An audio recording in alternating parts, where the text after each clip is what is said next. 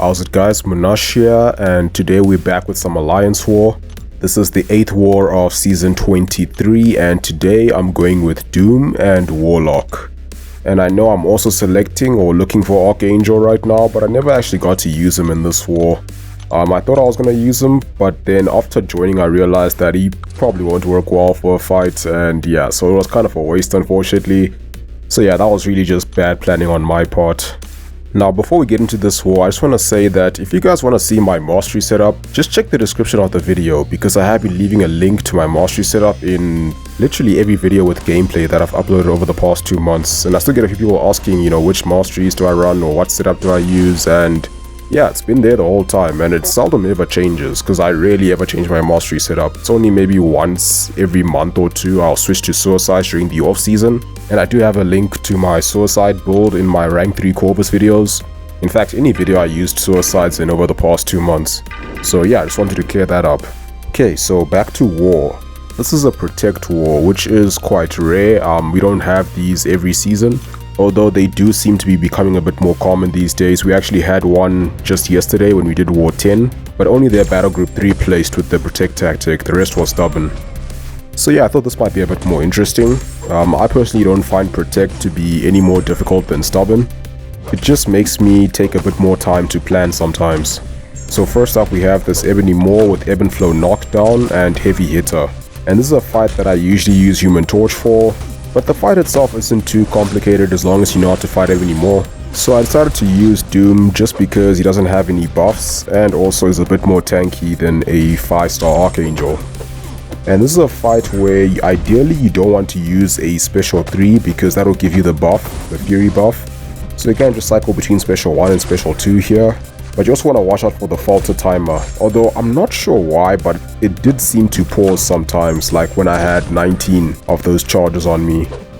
I'm not sure why that happened, but yeah, it just sort of messed up my timing and rotation a little bit, but overall it wasn't too bad. I did take a little bit of degen damage when my special 1 ended up missing. I didn't lose too much health, and then after the special 1 I tried to punish it. Despite having the falter there, I just wasn't paying attention at the time and I just went for it. So that was a small slip up, but really the damage isn't that bad at all. So I can just throw a special 2 with that passive Fury, and he goes down.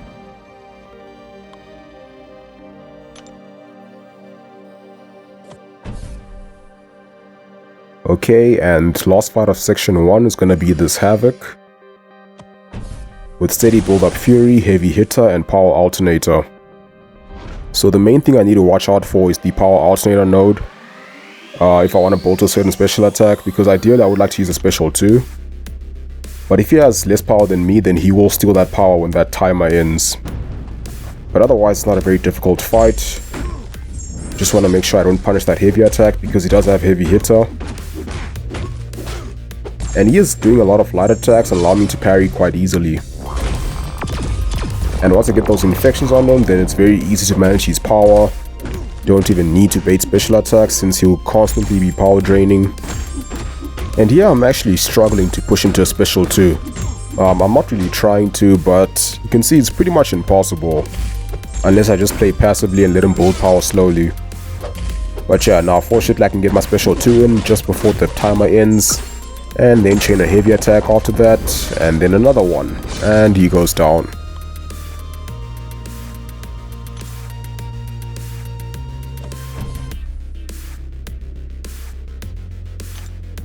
Okay, now moving on to section 2 and gonna apply some boosts because this is where things get a bit more interesting.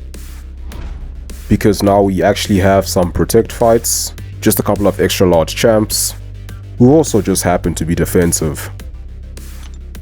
So first up we have a Hulkbuster with Ebb and Flow Intercept and Sadist. So I'm gonna use Doom for this one since he's generally a pretty good Hulkbuster counter. Mainly because he doesn't have to worry about the shock since he's immune to that. And also he can nullify those buffs, mainly that armor buff, because that does lower your offensive ability accuracy by 20% for each armor buff that he has. As you can see here, I threw a special 1, but it wasn't unblockable. So yeah, that was an absolute fail, which is why I need to nullify those buffs.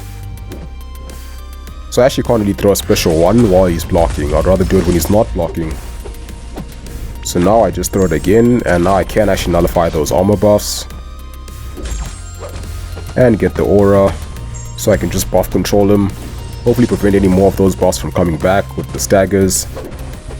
And I'm not even trying to do the usual Doom cycle with the special 3 because my damage is pretty good with just the Intercept Fury.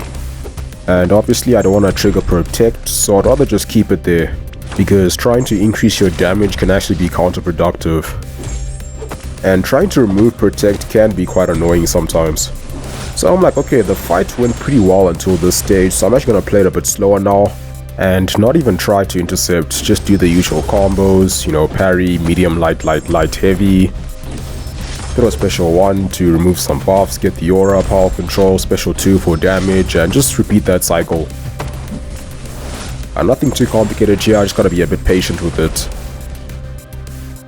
Although here I did try to get a cheeky intercept after he stands up, but I was a little bit slow on it. So I took a few hits. Doesn't really matter though. One more combo, and he should go down.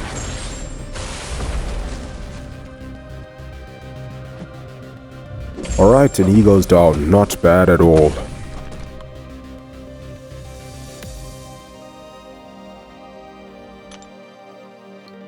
Okay, now we're going to move on to Rhino. And this fight was a lot more interesting because he's one champ that you can't actually intercept without getting hit unless you have an unstoppable counter. But that didn't stop me from intercepting him because I actually did have to in this fight, which you'll see a bit later. Okay, so I'm going with Doom, and now because I can't intercept Rhino safely, I am going to be using special 3s to increase my damage with the Fury buffs. And yeah, this Rhino fight really took me by surprise. So I'm going with Doom, and I'm just trying to build to the special 3. While playing fairly aggressively, keeping him in the corner so he can't really dash at me to try to go unblockable. Okay, so now we have a good lineup of power, special 3 time. And I should be able to get a solid power steal after this. And carry on the cycle. So double medium, triple light, double medium combo. Throw the special 1, steal some power, bolt another special 3. And yeah, now I'm feeling pretty confident about this fight because now I should be doing a good amount of damage. But with the ebb and flow protection, I shouldn't be able to trigger the protect node, right? Yeah, no, this is where things got a little bit messy. So I throw a special 2 with 2 Furies, and the first hit triggers protect and does 2326 damage, which makes no sense to me, because the ebb and flow node should lower my damage by 60%, and then the protect tactic will lower it by 30% for each protection. So unless if the protect tactic counts the ebb and flow protection as another protection, then yeah, maybe, but that shouldn't be the case. That sounds like a proper bug to me, and yeah, I don't know why I did so little damage besides that. So now I do actually have to intercept just to remove that protection, because I can't do any damage now. I have too many of those protections on him, so I'm literally doing 0 damage for each hit. Usually the last 3 crits from Doom Special 2 with 2 Furies does about 20,000 damage each, and that's with class disadvantage. And even with 1 protection from the tactic, the damage is just not viable. Hitting like a proper wet noodle, like the wettest of noodles. I mean, just look at those incinerates, a staggering 63 per tick. I mean, if I didn't have despair, he'd be laughing with willpower healing. And then here I played a little bit risky. I sort of forgot about the whole redoubled determination node, so I tried to then throw a special 1, but the first hit didn't connect, so I didn't quite get to drain his power. And then look at this here, right as he gets up, he decides to go into my dash, and I can get a combo and throw a special 1 to power drain him. So I got a bit lucky there that I didn't throw a special 3. And now I sort of feel like I'm back in control of the fight. I just need to get another intercept to remove that lost protection from the protect tactic. But then I was thinking, what are the chances I can actually get this fight done without intercepting anymore, like with the 2 protections on him? So I thought maybe if I just play with 1 Fury buff, it might work out. So I'm going to throw a special 3. Then I'm going to do the usual Doom cycle and try to build to a special 2 now. And just see how much damage that does. Pretty much nothing. and it gives him another protection, which I just don't get, but yeah, whatever. Well, that's how I felt when I was doing the fight, but I guess the protect tactic doesn't actually look at the damage you deal, but the damage you would have dealt if there were no protection nodes. And that seems to include the ebb and flow node, which is just so convenient right now. Okay, so now I definitely have to intercept if I even want a chance to finish this fight. So I get one there, and that removes all the protections, so now I'm like, okay, now there's hope, now we can actually get this thing done. So now I'm not even gonna bother, building any more Furies, because yeah, that's just not a good idea anymore. Maybe I can work with one, but I can't really throw any special 2s it seems. So I'm just gonna ignore it and just finish off the fight without it. Fortunately now he's going down pretty quickly, because yeah, ironically I'm doing a lot more damage without those Furies. And finally he goes down. And I'll be honest, that's the most stressful Rhino fight I've ever had in Alliance War. I mean, I've never stressed against a Rhino in Alliance War, so yeah, that was definitely something.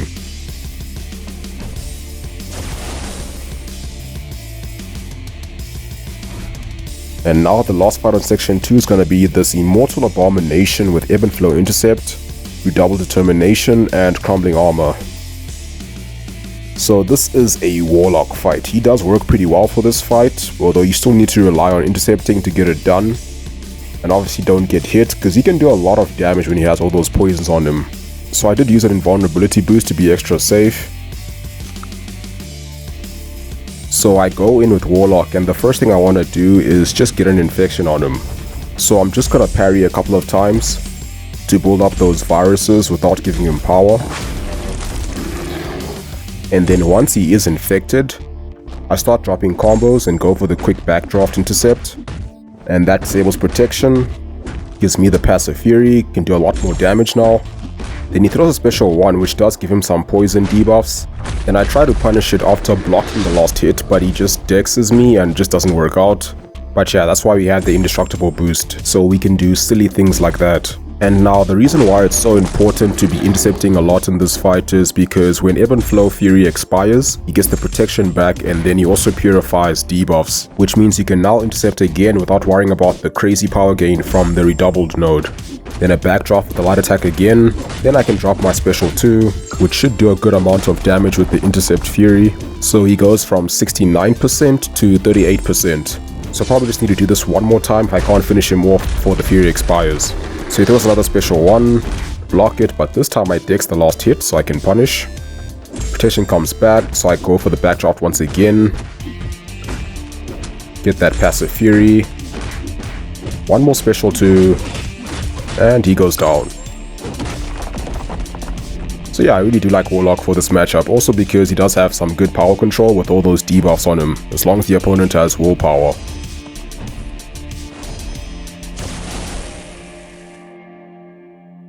Okay, now I'm going to move on to the mini-bosses, and today I just took one, which is going to be the Thor Ragnarok, with Aspect of Evolution, Enhanced Special 2, Improved Power Gain, and Special 2 Bias. And now I'm also going to use a greater Special 3 defense boost, just in case I do end up taking a Special 3, because he is quite stacked. Though it shouldn't do that much damage, because it's mainly the shock that really hurts you, and Doom is immune to that, so it shouldn't be bad.